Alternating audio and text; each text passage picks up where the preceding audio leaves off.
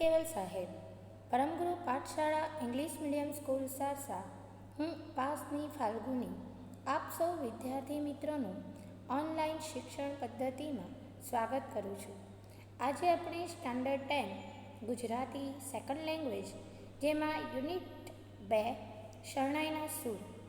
મિત્રો, પ્રથમ વિડીયોમાં આપણે પાર્ટ 1માં લેખક ચુનીલાલ મડિયા વિશે એનો પરિચય અને માહિતી કેળવી, તેમની કૃતિઓ, તેમના વાર્તા સંગ્રહ અને એના વિશે પણ આપણે માહિતી પ્રાપ્ત કરી. હવે આ પાર્ટ 2માં આપણે પાઠની સારાંશ, આપણી આ શરણાઈના સૂર એ ટૂંકી વાર્તા એટલે કે નવલિકા, કે જેની અંદર નવલિકા અને નવલકથા આ બંનેમાં ખૂબ જ ડિફરન્સ છે.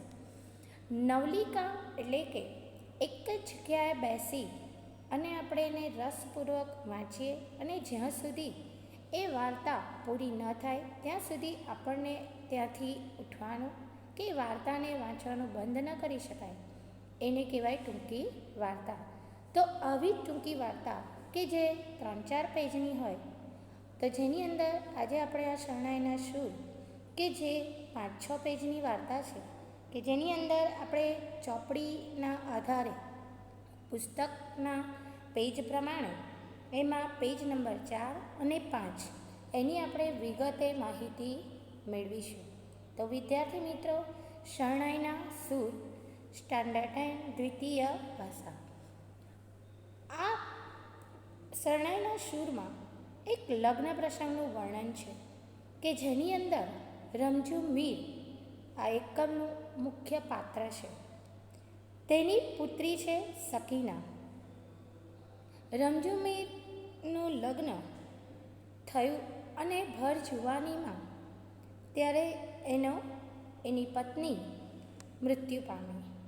તો રમઝુ મીરનું જવાનીમાં લગ્ન અને તેની પત્ની સુંદર હતી. લગ્નના થોડાક સમય પછી જ એક સરસ મજાની પુત્રી, જેનું નામ સકીના. સકીના 2 વર્ષની થઈ અને રમઝુ મીરની પત્નીનું મૃત્યુ થયું. રમઝુને તેના કોમના માણસોએ સમજાવ્યું કે તારે એક પુત્રી છે, પુત્ર નથી, અને પુત્રીનો ઉછેર કરવો એ ખૂબ જ અઘરું કામ છે. રમઝુ મીરે કોમના માણસોના અને આજુબાજુના લોકોના કહેવાથી પણ તેમને નિકાહ કર્યો નહીં. જનરલી આપણે જોઈએ તો આ જે કોમ છે એની અંદર 1 કે 2 પત્ની અથવા વધારે પત્ની હોઈ શકે છે. હવે તો હિન્દુઓમાં પણ એ રીતનું હોય, પણ રમઝુ મીરે બીજા નિકાહ કરવાની ના પાડી અને એણે કહ્યું કે હવે મારું સંપૂર્ણ જીવન મારી પુત્રીના ઉછેરમાં વિતાવીશ. તો આ રમઝુ મીર એના જીવનમાં 2 પાત્રો ખૂબ જ મહત્ત્વના હતા. એક તો શરણાઈ અને બીજી એમ કે સરસ સૂરજમુખીના ફૂલ જેવી એમ કે દીકરી સકીના. તો સકીના ધીરે ધીરે મોટી થઈ અને તેના લગ્ન કરવામાં આવે છે. કહે છે ને કે લગ્નના થોડાક સમય પછી જ તેનું મૃત્યુ થાય છે. આ રહસ્ય છે કે જેનું વર્ણન એ આપણને એકમમાં પણ કર્યું નથી. તો મૃત્યુ થઈ જાય. હવે રમઝુના જીવનમાં તેની પત્નીનું મૃત્યુ અને એમ કે એની પુત્રી, આ બંનેના મૃત્યુથી રમઝુ મીર ખૂબ જ તૂટી ગયો હોય એવું કહીએ તો પણ ચાલે. તેનું હૃદય ભગ્ન થઈ ગયું હતું. અને આ રમઝુ મીર સરસ શરણાઈ વાદક હતો. તે લગ્ન પ્રસંગોમાં અને બધે શરણાઈ વગાડવા માટે જતો હતો. રમઝુ મીર શરણાઈ વગાડવા જાય ત્યારે એને એની જે વેદના છે, એની વ્યથા છે, એનું દુઃખ છે, તે શરણાઈના સૂર દ્વારા એમ કે રેલાવતો હતો. સકીનાના મૃત્યુને 20 વર્ષ થઈ ગયા છે આશરે. રમઝુ મીર શરણાઈ વગાડવા જાય તો સ્ટાર્ટમાં એટલે કે શરૂઆતમાં જેને ત્યાં શરણાઈ વગાડતા હોય, જે પ્રસંગ હોય, એ પ્રસંગને અનુરૂપ તે શરણાઈ વગાડતો. પરંતુ ધીરે ધીરે તેની શરણાઈમાં પુત્રીની યાદ એને તાજી થતી, એનો પ્રસંગ એને યાદ આવતો અને એ વેદના એ સૂરમાં ભરાઈ જાય, તેનું હૃદયસ્પર્શી સૂર નીકળે, જે નથી રડવું હતું તે પણ રડવા માંડે. કહેવાય છે ને કે એક ફૌજી કે જે 6 ફૂટનો હોય અને ખૂબ જ સારું એવું મનોબળ ધરાવતો હોય, તેને કેટલાયને બોર્ડર ઉપર તો મારી નાખ્યા હોય, પણ જ્યારે તેની પુત્રીનો લગ્ન હોય અને વિદાયનો પ્રસંગ આવે ત્યારે એવો મોટો એ ફૌજી પણ રડી પડે છે, એની આંખમાંથી આંસુ નીકળે છે. ત્યારે રમજુને તો 2 આઘાત હતા અને આ આઘાતને એના સૂર દ્વારા શરણાઈના સૂરમાં એ રેલાવતો તો, અને એ વખતે આજુબાજુ ઊભેલા સમસ્ત લોકો પણ રડી પડતા. ત્યારે આપણે એની શરણાઈને સેલ્યુટ મારવાનું મન થઈ જાય. શરણાઈની હૃદયની ભાવનાને એ વ્યક્ત કરે.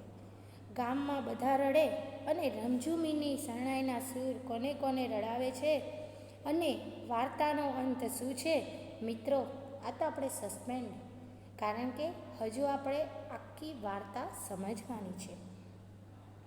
તો આ જે વાર્તા છે એ વાર્તાની આપણે શરૂઆત એક લગ્ન પ્રસંગ અને એની વિદાયનો છે, પણ શરૂઆતના સેન્ટેન્સમાં એનું વર્ણન કર્યું છે. આપણે કહીએ ને કે આપણા જે ચુનીલાલ મળ્યા, અગાઉ જ કહ્યું કે એમની વાર્તામાં શબ્દોનો ખજાનો જોવા મળે. ચુનીલાલ મળ્યા રાજકોટના ધોરાજીના, કે જ્યાં કાઠિયાવાડી ભાષા અને તેને સમજવી આપણે જરૂરી છે. તો આ એકમમાં પણ એવા ઘણા બધા વર્ડ્સ છે જે કાઠિયાવાડના છે અને તેને સમજવા જરૂરી છે. તો આ રીતના ચુનીલાલ મળ્યા લિખિત ટૂંકી વાર્તા કે જેનો આપણે સમજૂતી મેળવીએ. શરૂઆત છે માંડવો વધાવાઈ ગયો. હવે માંડવો વધાવાઈ ગયો મીન્સ લગ્નની શરૂઆત આપણે ત્યાં થાય ને ત્યારે કંકોત્રી લખવામાં આવે, વડીઓ મૂકવામાં આવે, બધાને સગાવાલાને બોલાવવામાં આવે, કંકોત્રી લખવા માટે આમંત્રણ આપીએ અને તે વખતે એક નાનો પ્રસંગ, એટલે એના માટે ઘરના એમાં એક નાનો માળવો બાંધે અને ત્યાર પછી કંકોત્રી લખાય, ગણપતિનું એ થાય અને એને વધામણા દેવાય. અહીં આગળ લગ્ન પત્યા પછી માંડવો, આપણે જ્યારે કોઈ પણ કાર્ય કરીએ ને, ધારો કે સત્યનારાયણની કથા હોય તો શરૂઆતમાં મહારાજ આપણને બધા જ ભગવાનનું આહ્વાન કરવાનું કહે, એટલે કે આમંત્રણ આપવાનું, અને એ પતી જાય પછી એમને એમના યથાસ્થાને પાછા મૂકવામાં આવે, એટલે ગચ્છતિ કરાવે. એવી રીતના આ લગ્નનો પ્રસંગ જેમાં માંડવો વધાવાઈ ગયો, વર અને કન્યા પતિ લગ્નના પૂરા થઈ ગયા પછી માંડવાને પણ વધાવી દીધો. ગોત્રીજ પાસે પગે લાગણું પતી ગયું. ગોત્રીજ એટલે કે કુળદેવી, ત્યાં આગળ પગે લાગવાની જે વિધિ એ પણ પતી ગઈ. ઘરના ટોળલે, મિત્રો શબ્દ ઓળખજો, ટોળલે એટલે આપણે ઘરની બહાર વરઘોડિયાએ કંકુના થાપા પાડી લીધા. વરઘોડિયા મીન્સ પતિ અને પત્ની, વર રાજા અને વધુ. આ બંનેવે પહેલાં કન્યા પોતાના કંકુવાળા હાથ કરી અને થાપા મારે અને એની નીચે વરરાજા મારે. એક માન્યતા છે, એવું કહેવાય છે કે કન્યા આ 5 આપણે આમ થાપા મારે ત્યારે એવું કહેવાય પિતાને કે હવે મેં આ સહી કરી દીધી, હવે બધું તમને સોંપ્યું. આવી એક માન્યતા છે. જાનને શીખ દેવાઈ ગઈ. શીખ દેવી એટલે કંઈક એવું નહીં, પણ જ્યારે દીકરીને વળાવીએ અને એ જ્યારે પોતે જે કંઈ સાધનમાં લઈને આવ્યા એમાં બેઠી હોય ત્યારે એને ત્યાં આગળ એ જાનને ત્યાં એને ચાલલા કરે અને એની પૂજા કરે. આ રીતના અને જે કંઈ હોય ગાડું કે બળદ એને એમ કે ચાલલા કરી એની પૂજા કરે અને આ રીતના એને કંઈક આપવાનું આવે તે આપે. ધર્માદાના લાગા લાનારા ચૂકવાઈ ગયા. ધર્માદા મીન્સ જે બ્રાહ્મણ હોય, જે વાળંદ હોય, એને કંઈ જે કંઈ આપવાનું હોય એ બધી જ દક્ષિણા અને આ બધું અપાઈ ગયું. વેવાઈઓએ એકબીજાને વાલપૂર્વક ભેટી લીધા. વેવાઈ કન્યાના માતા પિતા અને વરના માતા પિતા. આમ કન્યાના પિતા, વરના પિતા અને કન્યાની માતા એટલે કે વેવાણ બંને એકબીજાને વાલપૂર્વક ભેટ્યા અને કીધું કે આજથી અમારી કન્યાના માતા પિતા કે અમારી દીકરી તમને સોંપી, કંઈ ભૂલચૂક થાય તો માફ કરજો. વરના બાપા કે તમે ચિંતા ના કરો, દીકરી અમારી છે. આ રીતના એકબીજાને ભેટી અને વાલપૂર્વક એ પણ કાર્ય પતી ગયું, સંપન્ન થઈ ગયું. રાવણ દીવડો પેટવાઈ ગયો. રાવણ દીવડો કન્યાને જ્યારે વળાવવામાં આવે ત્યારે કે લક્ષ્મી, ઘરની લક્ષ્મી બીજા ઘરમાં અજવાળું કરવા જઈ રહી છે અને એટલા માટે રાવણ દીવડો પેટાવવામાં આવે. વરકન્યા માફાળા ગાળામાં ગોઠવાઈ ગયા. માફાળા ગાળા અલગ અલગ પ્રકારના હોય છે. એક બળદને જોતરીને હોય જેને આપણે એક્કો કહીએ. બે બળદ હોય તો એને ગાળું કહેવાય.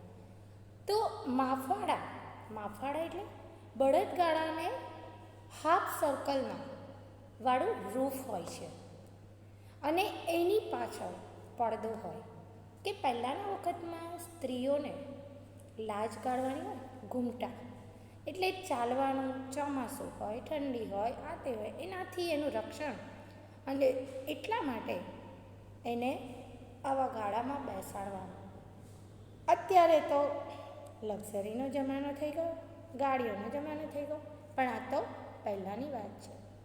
તો કે વરરાજા એ માફાળા ગાળામાં વર રાજા અને લાડી એ બંનેને માન સહિત એમાં બેસાડવામાં આવ્યા અને એ પણ થઈ ગયું. સામેથી આવતી પણિયારીના શુભ સુકન સાંપડી ગયા.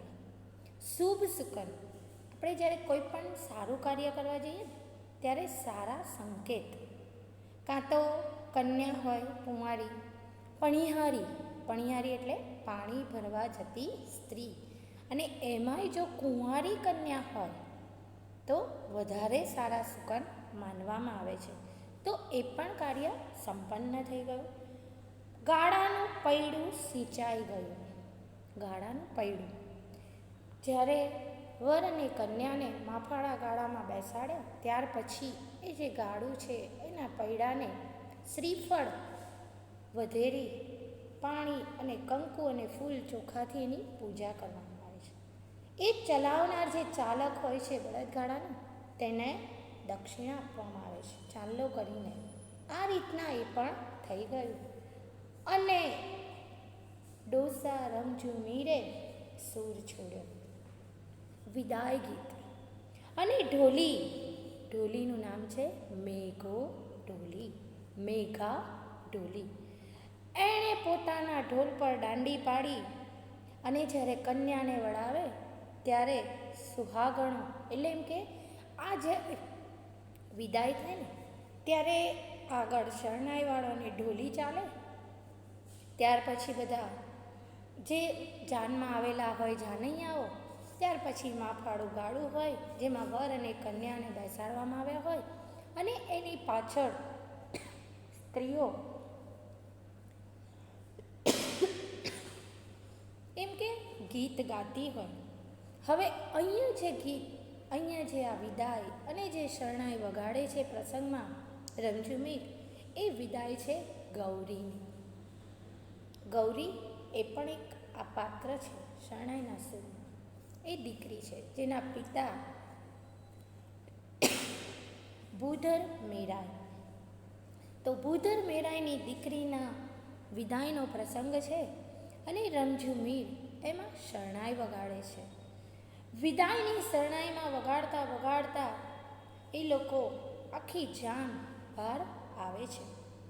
હવે ગામડાઓમાં એક એવી હોય કે કોઈ પણ એનો જે અવાજ આવે ઢોલનો અને શરણાઈનો, એટલે નાની નાની સાંકડી ગલીઓ હોય એટલે એમાંથી ધીરે ધીરે ગાડું બહાર નીકળતું હતું, અફડાતું તૂટાતું આમ કરતું, ઘરના કરાને અડતું અડતું, અને એની પાછળ લોકો જોવા માટે, અને આમ કરતું ગાડું શેરીની બહાર સંસરવું નીકળ્યું, બહાર નીકળ્યું. ત્યારે તો રમજો મીરની શરણાઈનો સૂર સાંભળી અને આજુબાજુની ગલીઓમાંથી, આજુબાજુના ઘરોમાંથી બધા જોવા માટે કોઈક બારીમાંથી, કોઈકે દરવાજા ખોલ્યા અને આ રીતના આજુબાજુના વીરાઓ વરરાજાને જોવા ભેગા થઈ ગયા, એકઠા થઈ ગયા. હવે ગૌરી તો લાજ કાઢી અને લાંબા ઘૂમટામાં જોવાય એટલું જોતી હતી, અને લોકો વાતો કરે, આજો ભૂધર મેરાઈનો જમાઈ, જોજો ગૌરીનો વર હાથમાં તલવાર લઈને કેવો બેઠો છે, કેવો રૂપાળો છે, કેવો સુંદર છે. આ રીતની અલક મલકની વાતો ગામમાં થતી. અને આ રીતના હવે ગામડામાં જ્યારે વર આવે દીકરીને, ત્યારે મેન એનું નાખું આવે, ત્યાં ઘડી શરણાઈ વાદક અને ઢોલું એ બંને દાદ લેવા ઊભા થાય. દાદ મીન્સ બક્ષિસ. અત્યારે આપણે જેમ પૈસા ઉડાડવામાં આવે છે, નોટો ઉડાડવામાં આવે છે, એવી રીતના પહેલાંના વખતમાં તે વખતે જે ચલણ ચાલતું હતું એ પ્રમાણે એ બંને એ લેવા માટે ઊભા રહ્યા. અને આ એવું કહેવાય કે એક સુકન, કે ત્યાંથી પછી એમનું ધીરે ધીરે ધીરે આગળ પ્રસ્થાન થાય. અને રમજુએ શ્વાસ ઘૂંટી અને શરણાઈ સરસ મજાની વગાડી. કન્યા પક્ષની સ્ત્રીઓએ છે ગીત ઉપાડ્યું. આદસ આદસ પીપળો, આદસ દાદાના ખેતર. કહેવાનો મતલબ કે અહીંયા આગળ કન્યા પક્ષની સ્ત્રીઓ ગૌરીને નિમિત્તે ગીત ગાતી હતી કે અહીંયા આગળ કન્યા પોતે પોતાના પિતાને ત્યાં ખૂબ જ સુખી સંપન્ન રીતે ઉછેર થયો છે, કે એના ત્યાં 10 ખેતરો છે, 10 પીપળા, અને એમ કે આવું બધું છે, એટલે કે વૈભવમાં ઉછરી છે. તો સામે પક્ષે જાનમાં પણ કંઈ જાય એવા હતા નહીં, એટલે વર પક્ષની જાનડીઓએ પણ ગીત ગાયું કે કન્યાના ત્યાંની વૈભવ સંપત્તિનું એમ કે વર્ણન કરે છે, તો વરરાજા કેમ બાકી રહે? એટલે એમણે પણ ગાવા માંડ્યું. ખોલો ગૌરીબાઈ ઘૂંઘટો, જુઓ સાસરિયાના રૂપ રે, એક રાણો ને બીજો રાજીયો, ત્રીજો દલીનો દીવાન રે. વર પક્ષની સ્ત્રીઓએ પણ કીધું કે અમારા તળસી વેવાય, આ ગૌરીનો વર છે એ પણ કંઈ જેવો તેવો નથી. એમના ત્યાં પણ સાસરીમાં પણ, એકલું પિયરમાં નહીં પણ સાસરીમાં પણ ખૂબ જ વૈભવ છે. ત્યાં ઘડી પણ એક રાણા છે અને બીજો રાજા, એવું મોભા ધરાવનાર વ્યક્તિત્વ છે, એવું ખોરડું છે. ત્રીજો દલ્લીનો દીવાન, દલ્લી મીન્સ દિલ્હીનો દીવાન. હવે દીવાન હોય, રાજા હોય ને રાણા હોય, એ કંઈ મામૂલી તો ના હોય. એટલે કહેવાનો મતલબ કે સાસરીમાં પણ એટલું જ સુખી અને સંપન્ન છે. આમ રમજુની શરણાઈ તો વાગતી હતી, સાથે સાથે કન્યા પક્ષ અને વર પક્ષની જે સુહાગણો હોય તે સામ સામી આવી રીતના ગીતો ગાતી હતી. ગીતોના સૂર ધીરે ધીરે જેમ જેમ નજીક પાદર આવતું હતું તેમ તેમ એમના સૂર ખૂબ જ વેધક બનતા હતા, ખૂબ જ દુઃખ સ્વરૂપ. અને વિદાયની જે કે છે ને વસમી વિદાયની વેળા, તો એ સૂર અને એવા શરણાઈના શ્રોતાઓ માટે પણ મુશ્કેલ બની રહ્યું કે મીરની શરણાઈ એવી તો રમઝટ જમાવી કે વરના બાપા રસાસ્વાદમાં દાદ આપવાનું વિસરી ગયા. નાકાગળી મેઘા ઢોલી અને રમઝુ મીરે એવી શરણાઈ વગાડી કે શ્રોતાઓ અને ખુદ વરના જે પિતા હતા તે પણ એટલા બધા એની શરણાઈના સૂરમાં તલ્લીન બની ગયા કે તે એમને દાદ આપવાનું વિસરી ગયા. કે અને ગામમાં એવું કે જ્યારે ઢોલીને અને એને દાદ મળે ત્યારે જ એની આગળ જાય. પરિણામે ગીતો અને ઢોલ શરણાઈનો સારી વાર સુધી બરાબર તાસીરો જામ્યો. અને એ તાસીરો જામતા જામતા કૂદતા નાચતા વરના બાપનો હાથ કોથળીમાં ગયો, એટલે કે ગજવામાં. ત્યારે એમને યાદ આવ્યું કે આ બંનેને મેઘા ઢોલીને અને શરણાઈવાળા રમઝુને દાદ આપવાની બાકી છે. અને તેમણે એમના ખિસ્સામાંથી પાવલી, મિત્રો પાવલી એટલે 25 પૈસા, તો એ 25 પૈસા અત્યારે જુઓ તો એની કોઈ વેલ્યુ નહીં. અત્યારે તો સીધી 50ની નોટો, 100ની નોટો અને 500ની નોટો એવું એમ કે આમ છારવામાં આવે. તો તે વખતના એના પ્રમાણે પાવલી અને ત્યાર પછી રમઝુ અને મેઘા ઢોલીએ જાનને આગળ જવા દીધી. રમઝુની શરણાઈ એટલી સરસ વગાડતો. અહીંયા આગળ એક વાત યાદ રાખો, જ્યારે રમઝુ શરણાઈ વગાડતો તો શરૂઆતમાં એની શરણાઈ જે તે પ્રસંગ, જેને ત્યાં પ્રસંગમાં ગયો છે અને જે પ્રસંગ છે એને અનુરૂપ વગાડતો.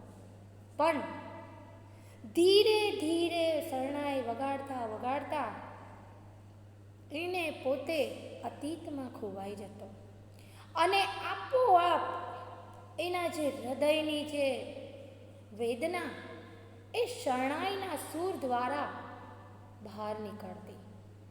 તો આવી શરણાઈનો સૂર જ્યારે વગાડતો હતો, કહેવાય છે કે બજારને જગાડી દીધી. હવે બજારમાં દુકાનો તો નિર્જીવ, પણ એની શરણાઈનો સૂર એટલો આહલાદક હતો, એટલો વેધક હતો કે બજારમાં કામ કરનારા કામઢા, એટલે કે કામ કરનારા વેપારીઓ પોતાના કામ પડતા મૂકી અને દુકાનની બહાર ઓટલે આવી અને મેં આ ઉઘલતી જાનને જોવા માટે ઉંમરે આવીને ઊભા રહેતા. આ આખું સરઘસ અત્યારે જાજલ્યમાન રંગો વડે શોભાતું હતું. જાજલ્યમાન રંગો એટલે ના, આપણે જોઈએ તો જાનમાં બધાએ કેવું અલગ અલગ, ખાસ કરીને લાલ, પીળા, લીલા અને આવા રંગોના સરસ મજાના વસ્ત્ર ધારણ કર્યા હોય. અને જ્યારે આવું ચાલતું હોય આખી જાનની આગળ વરરાજા હોય, પાછળ બધી સ્ત્રીઓ હોય, અલગ અલગ જાત જાતના પહેરવેશ, ઓર્નામેન્ટ્સ, ઘરેણાં પહેર્યું હોય અને એ આખું જે વાતાવરણ એવું લાગતું કે જાણે કે રંગોથી શોભાયમાન થઈ ગયું હોય. સૌથી આગળ મોખરે રમઝુ, અને રમઝુના માથા પર લાલ મદ્રાસી ફેંટો એણે બાંધ્યો હતો અને એના લીરા એટલે કે એના જે છૂંછા હતા તે પવનને કારણે ઉડતા હતા. મેઘા ઢોલીએ લીલા રંગનું માથા બાંધણું બાંધેલું. જાનૈયાઓને વેવાઈવાળાઓ તરફથી કંકુના થાપા મારવામાં આવેલા, તેથી એ આખો સમૂહ લાલ ભડક લાગતો હતો. મિત્રો, અહીં આગળ આપણે વાત કરીએ તો હજુ ઘણા એવા ખોરડા છે, હજુ ઘણા એવા સમાજ છે કે જેની અંદર આ પ્રથા છે કે કન્યા પક્ષ તરફથી વર પક્ષના જે પુરુષો હોય તેમના એમ કે જેમને પહેરણ પહેર્યું હોય એની ઉપર લાલ રંગના થાપા મારે. તો આવું એમ કે મારવામાં આવેલું અને જેના લીધે એ આખો જે સમૂહ હતો તે લાલ ભડક દેખાઈ આવતો હતો. તો અહીં આગળ એ બળદનું વર્ણન કર્યું છે કે સામાન્ય રીતે બળદ તો એકદમ સિમ્પલ હોય, પરંતુ અહીં આગળ બળદને પણ શણગારવામાં આવેલા. જેમ આપણે અત્યારે જાન જાય છે ત્યારે આપણે લક્ઝરી કે ગાડી એને આપણે શણગારીએ છીએ, તો આ બળદને પણ હીર ભરતના ઝૂલ, એની ઉપર હીર અને ભરતથી એમ કે સરસ મજાની બળદને ઓઢારીથી એના શિંગડા જે છે એને પણ શણગારવામાં આવેલા, અને આના કારણે બળદ સાવ અલગ દેખાતા હતા. ગાડામાં બેઠેલા વરરાજા, જેને જરિયન જામો, એમના હાથમાંની તલવારનું રંગીન તેમજ કન્યાનું પંચરંગી પટોળું એક વિશિષ્ટ રંગ સૃષ્ટિ રચી જતા હતા. આ બધા સમૂહની અંદર વર અને કન્યાનો પહેરવેશ અને એની તલવારનું સરસ મજાનું એનું મ્યાનમાં મૂકવાનું હોય એ રંગીન આ એક આખું અલગ લાગતું. અને એ ગાડાની પાછળ વિદાય ગીતો ગાતી સુહાગણોના અવનવા પટકુડોમાં તો રંગમેળો જ જોવા મળતો હતો. અલગ અલગ પટકુડ એટલે ઘણા ગીતો ગાય, ઘણા અંદર વાતો કરે, અને આ રીતના જે એ લોકોના પહેરવેશ હતા, અલગ અલગ જાતના કપડાના રંગો હતા, અને એનો આખો મેળો જોવા મળતો. આમ આખા બજારમાં રમઝૂની શરણાઈએ એક નવી જ દુનિયા, બધાએ કામ ધંધો મૂકી દીધો, બધા બાર ઓટલે આવી ગયા, જાણ કે કોઈ કામ નથી, એક નવી જ દુનિયા એમ કે રચી કાઢી. અહીંયા યાદ આવે કે આપણે પહેલું ચેપ્ટર જોયું હતું મુરલી, કે જેમાં શ્રી કૃષ્ણ જ્યારે મુરલી વગાડે ત્યારે ગોપીઓ એટલી બધી ઘેલી બની જતી કે પોતે ઘરના કામ પડતા મૂકે, બાળકોને રડતા મૂકે. સખીઓને આગળ આવશે આપણે ચેપ્ટર, પોએમ આવે જ છે. તો આ બધું જ મૂકી અને ઘેલી બની જતી. એવી રીતના અહીંયા શરણાઈ રમઝૂની અને એનો સૂર લોકોને એક આકર્ષણ થતું હતું, અને લોકો એના સૂરની અંદર મોહી પડતા. સાંભળનાર તો મસ્ત બની જતા અને ભાન ભૂલી જતા કે તેઓ ક્યાં આગળ છે, કયા સ્થળે છે અને શું કરે છે, એ બધું જ વિસરી જતા. એના સૂરની સીધી ચોટ હૃદય પર પડતી. એના જે વિદાયના જે શબ્દો એ સૂરના દ્વારા નીકળતા શરણાઈના, અને એ સાંભળનારના કાનને વાટે સીધા હૃદય પર ચોટ મારતા, અને એ પોતે સીધો નસો મગજમાં પહોંચી જતો, અને આ સુરાવલી સમજાય કે ન સમજાય પણ સૌ મંત્રમુગ્ધ બની ઉઠતા.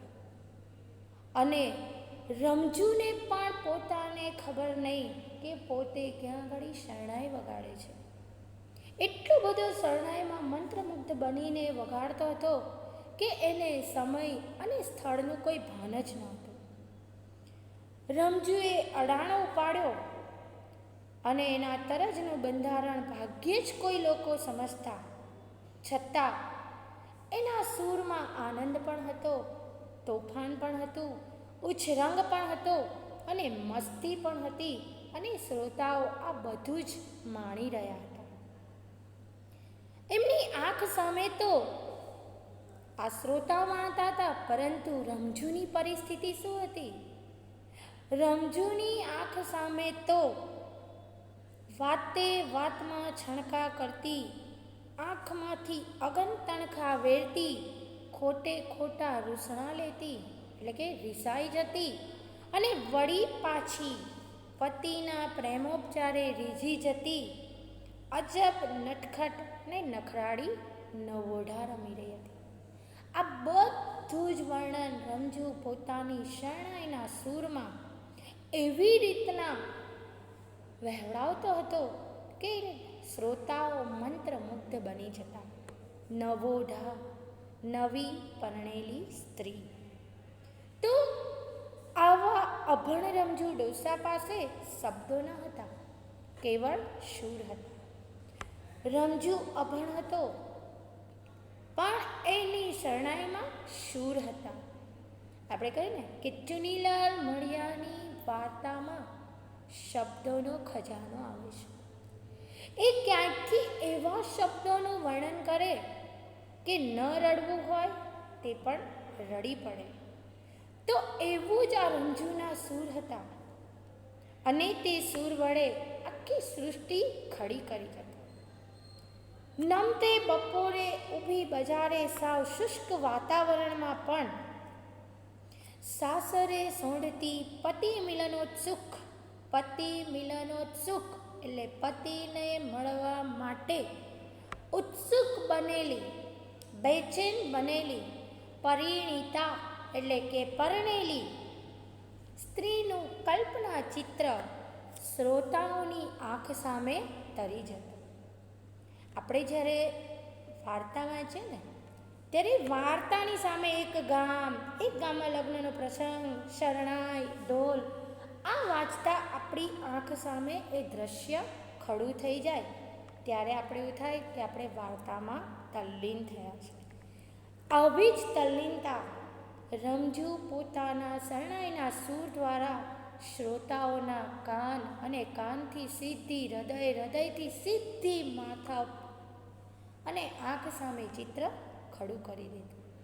એ આ મેલા ઘેલા માણસે સાધ્ય કરેલી સુર શક્તિની બલિહારી હતી. અને આપણે કહીએ ને કે આવી શરણાઈના સૂર એ વેવડાવતો હતો જેને આપણને સેલ્યુટ મારવાનું મન થઈ જાય. ઘૂંઘટામાંથી વધારે ને વધારે ધીરે ધીરે રમઝુ મીરની શરણાઈનો જે સૂર હતો એનો અડાણો એ એટલો બધો વધીને લોકોને રમમાણ કરી દેતો અને રમઝુ મીર પણ પોતે રમમાણ લાગતો. એ પોતે પણ સૂરની અંદર ખોવાઈ ગયો હતો.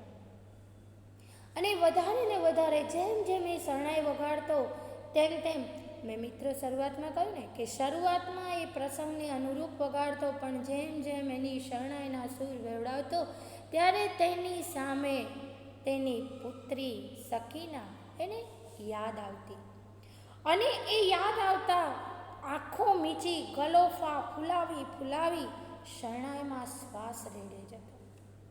હવે શરણાઈ એ તો નિર્જીવ છતાં પણ એ નિર્જીવ વાદ્ય સંગીતનું એક સાધન એને જીવંત બનાવતો જતો અને ગામ આખું આ અનુભવના પરિણામે જાણતું થયું.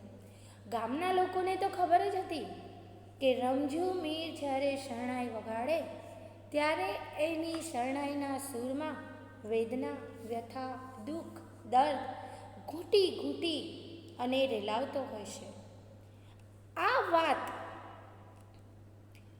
પરગામથી, પર એટલે બીજા ગામથી પરણાવા આવેલા પોતાના દીકરા એટલે કે ગગો, અહીંયા ગગો કીધો, ગગો એટલે કે દીકરો, એવા તળસી વેવાઈને નહોતી ખબર. તેઓ તો મીરને પૈસાનો લાલચો ગણી પાવલું ફેંકે જતા હતા કારણ કે એમને આગળ વધવાની ઉતાવળ હતી. સૂરજ આથમતા પહેલાં એમણે પોતાના ગામ સણોસરા પહોંચવું હતું. તેથી તે શરણાઈવાળાને આદેશ આપતા, હાલો મીર હાલો, ઝટ વહેતા થાવ. પણ રમઝુને આ વાક્યનું કોઈ જ ધ્યાન ન હતું.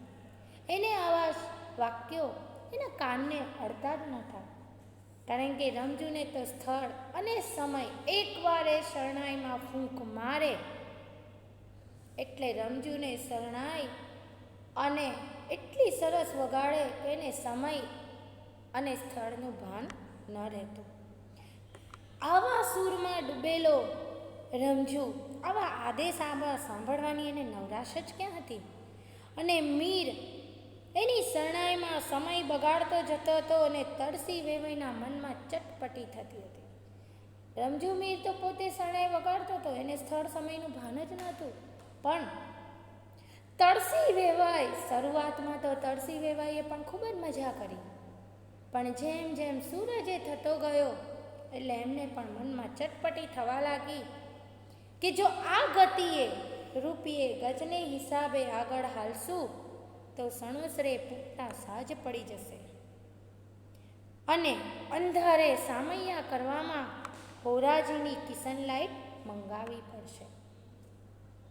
ગામમાં પહેલાં આવી સ્ટ્રીટ લાઇટો ન હતી એટલે જો અહીંયા ઘડી સાંજ પડી જશે તો સણોસરા જતા તો ખૂબ જ શાન પડી જશે. મિત્રો, ઘણી બધી ટેક્સ્ટબુકમાં સણોસરા એનો જે શબ્દ છે એમાં ભૂલ છે, તો સુધારી લેવાની વિનંતી કે સણોસરા. તો આ રીતના ત્યાં ઘડી મોડું થાય અને હોરાજીની કિશન લાઇટ મીન્સ કે ફાનસ આપણે જોયું હોય પણ એનાથી મોટું એક કાચનું અંદર એમ કે ડિવેટ મૂકી હોય અને એ સળગે અને એનો પ્રકાશ આજુબાજુ એમ કે ફેલાય. અને એ વખતે એક સનલાઇટ એને ભાડે લાવવામાં આવતી, એટલે એનું ભાડું વધારે હતું. અને તડસી વેવાઈને એ ભાડાના પૈસા ન આપવા પડે એટલા માટે એવું સમજતો કે રમજુને એક પાવલું વધારે આપીએ તો એ જલ્દી આગળ ચાલે. તો આવા બિલ ભરવાને બદલે વેવાઈએ આ મુફલીસ મીરને જ પાવલું વધારે દાદ આપી આગળ વધવા પ્રેર્યો, એટલે પ્રયત્ન કર્યો એમણે શરણાઈના સૂરમાં. અને શરણાઈનો સૂર તો કહેવાય, પણ ખરેખર રમજુ તો અતીતમાં ડૂબી ગયો હતો અને પોતે આગળ પાછળ ડાબેથી જમણે ડોલી રહ્યો હતો. એને જે દાદ પેટે જે પૈસા ફેંકાતા હતા એની એને ક્યાંય પડી જ ન હતી. એને ગણવાની કે લેવાની નવરાશ જ નથી, એટલો બધો એ સૂર શરણાઈ વગાડવામાં ડૂબેલો હતો. મેઘા ઢોલીએ ધૂળમાંથી સિક્કા વીણી અને રમજુને આપી અને કહ્યું, હાલો મીર, હવે હાવ કરો હાવ. પણ આ સૂચના પણ રમજુ મીરે કાને ધરે એમ ક્યાં હતો. આખરે ભૂધર મેરાય ગૌરીના પિતા આગળ આવ્યા અને એને હડસેલો મારી સંભળાવ્યું, હવે હાલની જટ હાલની, આમ ડગલે ને પગલે દાદ લેવા ઊભો રહીશ તો કેદી પાગરે પોગાડીશ. પાદર એટલે કે ગામમાં છેલ્લે જ્યાંથી કન્યાને વિદાય આપવાની હોય, કે જ્યાં આગળ વડ હોય, તળાવ હોય, મંદિર હોય અને સરસ મજાનું એમ કે હોય જેને આપણે પાદર કહીએ, તો ત્યાં આગળ આવી અને ત્યાંથી પછી કન્યાને વિદાય, તો કે આવું ને આવું કરતો રહીશ તો ક્યારે પહોંચાડીશ. મેરાઈએ ભૂધર મેરાઈનો જ્યારે હડસેલો વાગ્યો અને એમનો જે ઉગ્ર ગુસ્સાભર્યો અવાજ એના વેણ રમજુના કાને પડ્યા, ત્યારે જ મીરને ભાન થયું કે હું પોતે આખી બજારને રોકી અને વચ્ચોવચ્ચ ઊભો છું. મારે તો હજી જાનને ઝાપા સુધી દોરી જવાની છે. તો મિત્રો, આ રીતના રમજુ મીર હવે આગળ જાનને કેવી રીતના લઈ જાય છે, એને કેવી રીતના વિદાય થાય છે, તરસી વેવાય શું વિચારે છે, આ બધું આપણે આવતા વિડીયો એટલે કે પાર્ટ 3માં જોઈશું. સક્કેવલ સાહેબ અસ્તુ.